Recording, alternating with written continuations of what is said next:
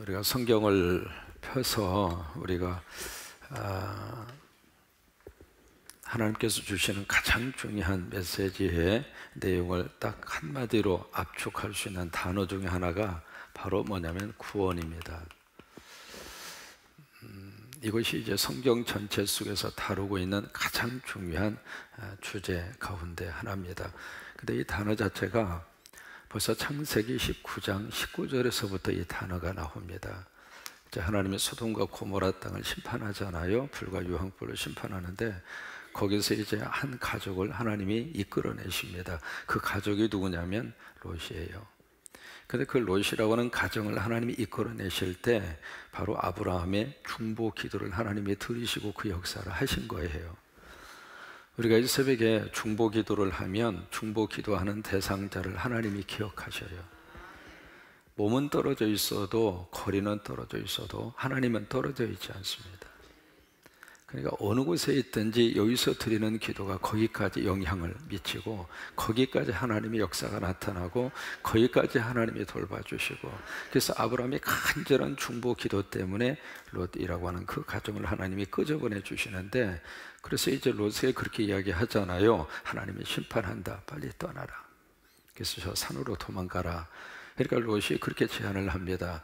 내가 하나님의 은혜를 통해서 하나님의 큰 자비하심으로 내 생명을 구원하시지만은, 그래서 나를 구원해 주시지만 내가 지금 저 산에까지는 너무 멉니다. 가기 전에 내가 이 심판의 불을 받을까 두렵습니다. 그렇게 롯이 다시 한번 제안을 해요. 그때 창세기 19장 19절에 처음으로 이 구원이라고 하는 단어가 처음으로 나옵니다. 그리고 이제 마지막으로 어디서 나오냐면 계시록 19장 1절에서 나와요. 참 신기해요. 창세기 19장, 계시록 19장. 그래서 계시록 19장 1절에 보시면 거기 어린 양의 혼인잔치가 쭉 이루어지는데 거기에 큰 무리들이 등장을 해요. 무리들이 등장을 해서 하나님 앞에 찬양을 하는데, 찬양의 가사의 내용이 바로 뭐냐면 할렐루야, 구원과 영광과 능력이 하나님께 있나이다. 그게 찬양의 내용이에요. 그러니까 성경 전체가 벌써 구원으로 문을 쫙 열고 구원으로 마지막 결론을 내고 있다, 그 말이에요. 그래서 구원이라는 단어만 우리가 찾아보더라도 구약과 신약에 거의 한 540번 가까이 구원이라고 하는 단어가 나옵니다. 우리가 잘 기억하고 있는 말씀 가운데 구원에 관계된 구절들이 참 많잖아요. 사도행전 16장에 주 예수를 믿어라, 그리하면 너와 내 집이 구원을 받으리라. 구원의 메시지잖아요. 로마서도 마찬가지입니다. 너희가 예수 그리스도를 주라 시인하며 하나님께서 그를 죽은 자 가운데 살리신 것을 내 마음에 믿으면 구원을 받으리라. 그러니까 이 구원 메시지가 성경 전체로 쭉 관통하고 있는 하나님의 메시지라 그거예요. 우리가 예수 믿고 교회 나오고 정말 받아야 할 것은 구원이에요.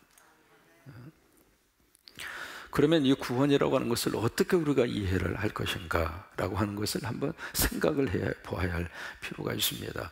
교회에서 많이 우리가 쓰고 있는 단어 가운데 제대로 그 단어에 대한 이해, 개념에 대한 정리가 없이 쓰는 단어가 의외로 많아요.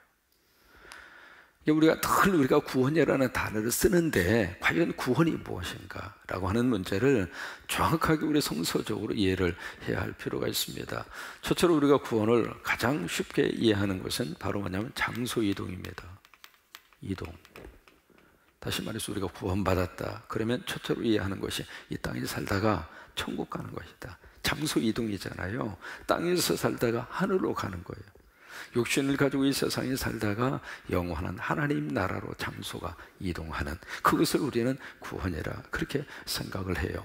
구원의 한 요소 가운데 하나입니다. 그래서 우리는 여기서도 우리가 살고 있습니다만은 이 땅에서 영원히 살지 않아요. 하나 예언할 수 있는 거 있어요. 앞으로 100년 후에 이 자리에 계실 분은 한 사람도 없을 것입니다.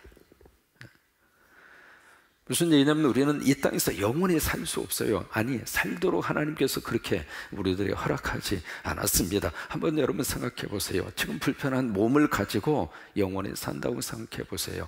행복할까요? 불행할까요? 무르거나 말하죠. 그래서 이 땅에서는 하나님이 주시는 생명 어느 정도 사는 것으로 감사하고, 그 생명이 길든 짧든 그건 우리 소관이 아닙니다. 그건 하나님이 결정하실 내용이에요.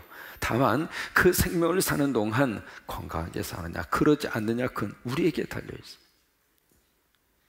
내가 운동도 하고 내가 먹는 것도 절제하고 몸에 좋은 것만 골라서 먹고, 그래서 내가 이 생명을 사는 동안 건강을 유지하고 살 수 있는 거의 7, 80%, 거의 90% 이상의 책임이 누구에게 있는가? 그건 나한테 있어요.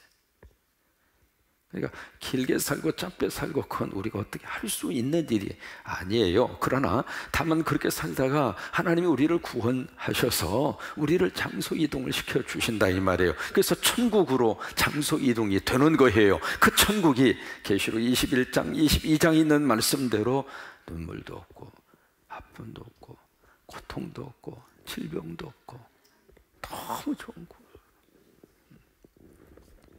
두 번째로 구원의 두 번째 요소가 있습니다. 두 번째 요소가 바로 뭐냐면 변화입니다. 이 부분이 사실은 많이 약화가 되어져 있습니다. 우리가 구원받았다 그 이야기는 내가 변화받았다 그 말이에요. 내가 구원에 확신이 있고 구원에 대한 어떤 분명한 어떤 믿음의 어떤 것을 우리들이 딱 가지는 순간 사람은 변화될 수밖에 없고, 변화가 이미 시작이 됐고 지금도 변화를 하고 있습니다. 그러니까 내가 구원받았음에도 불구하고 변화받지 않았다? 그건 말이 안 되는 거예요. 마치 국에다가 소금을 치면 맛이 달라졌을까요? 안 달라졌을까요? 조금 치면 그 맛을 느끼지 못할 뿐이에요. 그러나 소금기가 그 속에 들어가 있는 거예요. 그러니까 조금 더 치면은 점점 맛이 변화되겠죠. 그래서 기분 나쁘면 몽땅 갖다 쳐버려. 왜? 짜게 먹으라고. 그럼 또 한번 떠서 먹어서 짜면 그냥 물 쳐먹으면 돼. 신경 쓸 필요 없어요. 그러니까 예수를 믿고 성령이 내 안에 계시고 그리고 신앙생활을 했다는 이야기는 이미 변화가 시작이 됐다 그 말이에요. 여러분 많이 변하셨어요. 자, 서로 보시면서 많이 변하셨습니다. 세상에 새벽 기도까지 오시다니요. 이건 엄청난 변화입니다.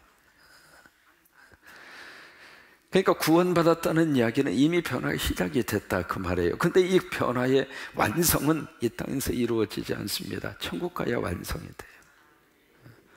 그래서 이제 구원의 과거적인 시대, 현재적인 시대, 미래적인 시대가 있어요. 이 구원에 대한 내용은 성서적으로 할 수 있는 말이 참 많습니다. 많은데 어쨌든 여기까지만 이야기를 하고요. 그래서 성경 전체가 가지고 있는 가장 큰 주제가 구원의 주제인데, 오늘 49장, 50장에서도 이 구원 문제를 다루고 있습니다. 그래서 어제 말씀드린 것처럼 이 구원의 근거가 무엇인가? 하나님의 긍휼하심이다. 하나님의 사랑이다. 그러면 구원의 범위는 어디까지 구원의 범위로 정할 것인가? 이스라엘에만 한정된 것이 아니라 열방과 이방인까지. 그래서 우리가 세계 선교를 하는 것이다. 그게 두 번째고, 그럼 구원의 주체는 누구인가? 누가 우리를 구원시켜 주느냐면 하나님께서.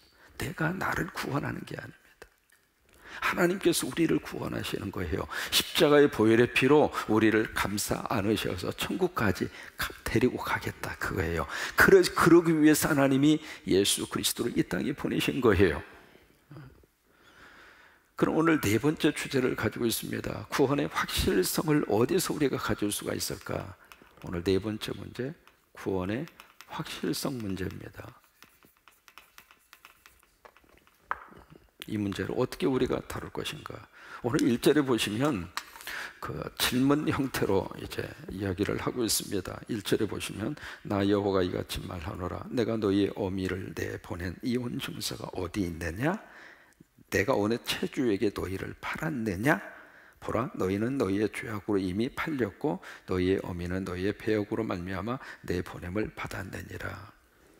이게 지금 무슨 이야기냐면 이스라엘 백성들이 바벨론에 지금 포로로 끌려가 있잖아요. 포로 생활을 몇 년 동안 했느냐면 몇 년 동안 했어요? 70년 했어요. 그러면 처음에 포로로 끌려간 원 제너레이션, 첫 번째 세대는 그러려니 하고 살아요. 그런데 그 다음 후손, 이게요 자기가 노예로 살면서 자기의 후손들까지 생각을 했을 때는 끔찍한 거예요. 왜요? 대물림해서 계속해서 그런 상태로 살아야 되잖아요. 한 번 노예는 영원한 노예입니다. 그 굴레로 벗어날 수 있는 길이 없다 이 말이죠. 우리가 예수 믿으면서 우리 세대에 갖는 고통과 아픔이 우리 세대로 끝났으면 싶은 것들이 참 많습니다. 그 중에 하나가 뭐였느냐면 가난이었어요. 먹고 사는 것이 너무 힘들었다. 적어도 50대 후반 60대를 이상을 지난 사람들은 보릿고개라고 하는 그 단어가 몸소리쳐도록 온몸으로 느끼면서 우리 세대는 그 시대를 살았단 말이죠. 끼니가 돌아오면 그 끼니의 그 밥상에 차릴 수 있는 기본적인 밥을 짓는 것조차도 쉽지가 않았던 그런 시대를 살았거든요. 그러니까 그런 시대에는 정말 간절히 하나님 앞에 기도한 게, 하나님 우리 자식들은 배불리 먹고 살게 해주세요. 그게 기도 제목이었잖아요. 그렇죠? 그것은 우리 세대로 끝나게 하여 주옵소서. 그런 것처럼 이게 부모 세대에 있는 많은 기도 제목 가운데 하나가 그것이 우리 자식들까지 이어지지 않았으면 좋겠다 싶은 기도 제목이 각자마다 있단 말이죠. 그 중에 하나가 바로 뭐냐면 이 남북한 분단 문제입니다. 이것이 우리 후손들까지 이어지지 않게 하여 주옵소서. 그러니까 절박한 우리 기도 제목이잖아요. 그런 것처럼 지금 이스라엘 백성들의 입장으로서는 70년이라고 하는 이 포로 생활을 지내면서 마음속에 나는 이렇게 살다 가더라도 우리 자식들은 어떻게 될까? 아니 손주들은 어떻게 될까? 아찔한 생각이 드는 거예요. 그 생각이 들으니까 어떤 마음이 마음속으로부터 터져 나오느냐면 과연 하나님은 우리를 버리신 것인가? 야훼 그 하나님이 우리 민족을 버리셔서 1, 2년도 아니고 이 긴 세월 동안 이 바벨론의 포로가 돼서 이런 식으로 우리가 살고 우리 후손들이 살아야 되고 그런 인생을 계속해서 대를 이어서 살아야 되겠는가? 그 마음이 들으니까 하나님이 우리를 버리셨다. 이스라엘 사람들에 있어서는 두 가지가 철저하게 마음속에서 이해가 되지 않았던 것이 바로 뭐냐면 예루살렘 성전이 파괴된 것. 하나님이 계시는 집인데 어떻게 그 성전이 파괴되느냐 이 말이에요. 또 하나, 하나님의 백성으로 선택안 받은 자기들이 어떻게 이방인 지역에 와서 노예로 살고 있느냐, 그것이 도저히 이해가 되지 않는 그런 질문이었거든요. 그래서 오늘 1절의 말씀이 그래서 나온 거예요. 그래서 그 하나님이 우리를 잊어버리셨구나, 하나님이 우리를 팔아버렸구나, 하나님이 우리를 완전히 버리셨구나, 그 생각과 그 의문을 가지고 있는 그들에게 하나님이 1절에서 그렇게 말씀하시는 거예요. 나 여호와가 이같이 말한다. 내가 너희 어미에게 언제 이혼 정서 써서 너희들을 이혼의 상태로 해서 완전히 갈라서게 한 적이 있느냐 그 말이에요. 이 이혼 문제는 신명기 24장 1절에 나옵니다. 거기에 보시면 이혼을 어떻게 이야기하고 있냐면, 만약에 결혼을 했는데 수치스러운 일이 발견되거든, 그게 조건입니다. 거기에 수치스러운 일이라고 하는 것은 부끄러운 일이에요. 그 일이 발견되거든 이혼 정서를 써서 이혼을 해라. 그게 이제 신명기 24장입니다. 근데 그게 참 문제예요. 거기에 수치스러운 일이라고 하는 이 단어를 어떻게 해석할 것인가 라고 하는 문제입니다. 수치스러운 일,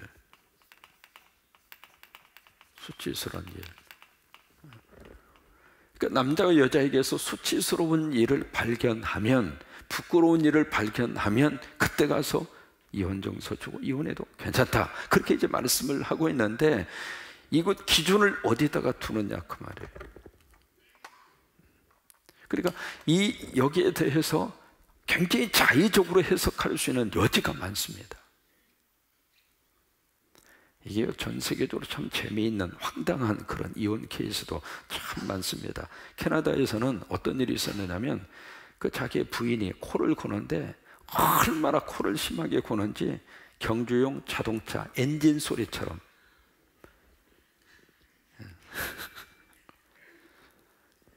너무 코를 그렇게 심하게 골아서 결국 그것 때문에 이혼을 한 거예요.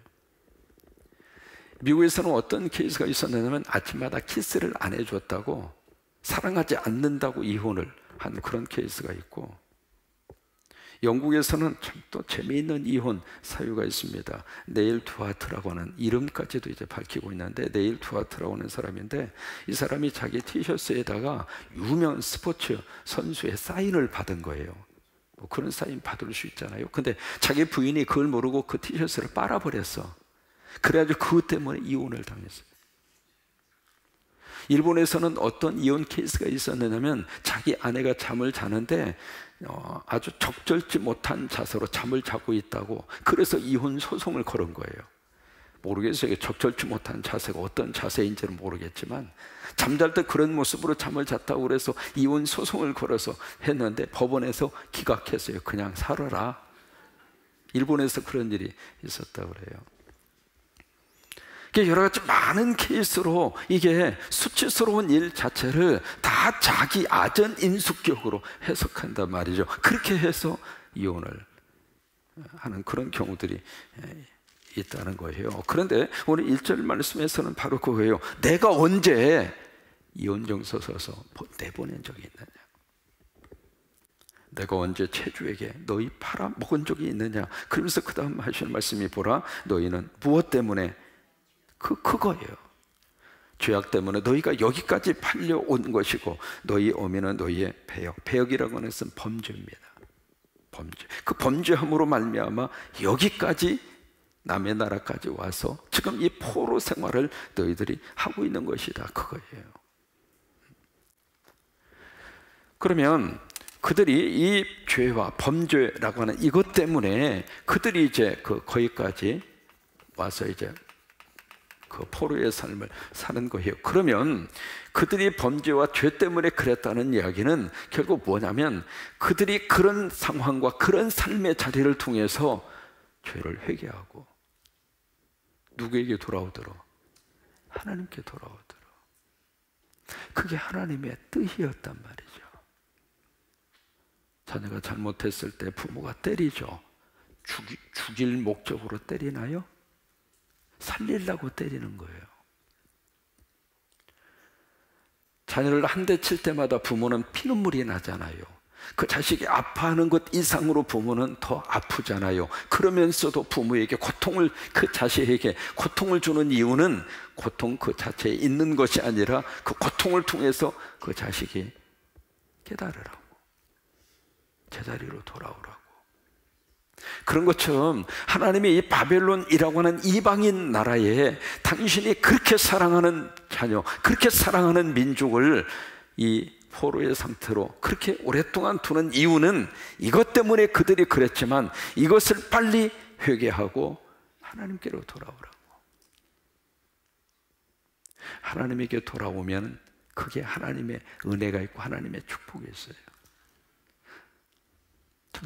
창세기 보시면 에덴 동산이 있잖아요. 에덴 동산이 왜 에덴 동산일까? 하나님과 함께 사니까 에덴 동산이에요.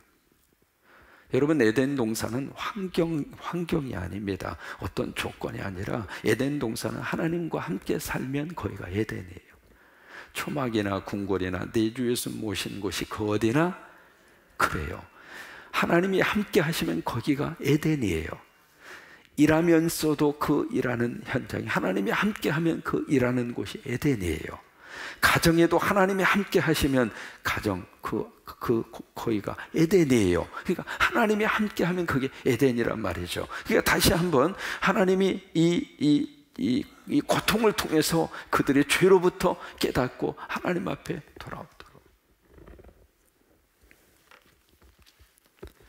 그런데 그들은 어떤 반응을 보였는가? 2절에 보세요. 내가 왔어도 사람이 없었으며 내가 불러도 대답하는 자가 없었다. 내 손이 어찌 짧아 구속하지 못하겠느냐? 내가 어찌 건질 능력이 없겠느냐? 안타까운 심정이죠. 하나님이 오시고 하나님이 오셔서 하나님이 불러도 찾는 사람도 없고 대답하는 사람도 없고. 키에르케고라는 사람, 독일의 철학자잖아요. 철학자이면서도 참 믿음이 있는 사람인데 그 사람이 이 구원의 긴박성에 대해서 이렇게 이야기를 합니다. 뭐냐면 연극이 진행되고 있는데 그 연극을 보기 위해서 많은 사람들이 왔어요. 왔는데 무대에서 연극을 하다가 갑자기 뒤에서 매니저가 와서 귓속말로 뭐라고 그럽니다. 뭐냐면 그 연극 극장 안에 화재가 난 거예요. 그래서 이 배우가 가만히 생각합니다. 만약에 이 순간에 불이야 하면은 아수라장이 돼서 압살을 당하고 문제가 커질 것이다. 그렇게 생각한 거예요. 그래서 이 배우가 하던 연기를 딱 멈추고 거기 있는 사람들이 그렇게 이야기합니다. 여러분 진정하시고 들으십시오. 지금 이 극장 안에 불이 났습니다.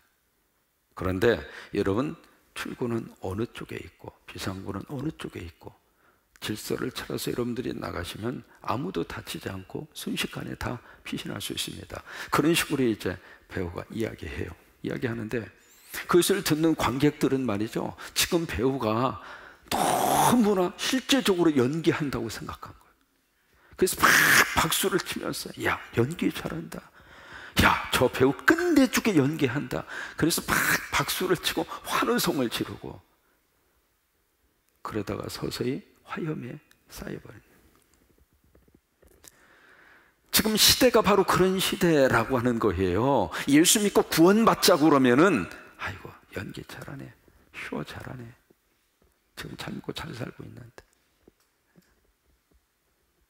그런 식으로 그것을 완전히 그냥 무시하고 그것을 완전히 남의 일처럼 생각하는 그런 경향과 그런 모습들이 있다는 거예요. 오늘 2절 말씀이 바로 그거예요. 하나님이 왔었어도 아무도 없는 거예요. 하나님이 불러도 찾는 사람이 없는 거예요.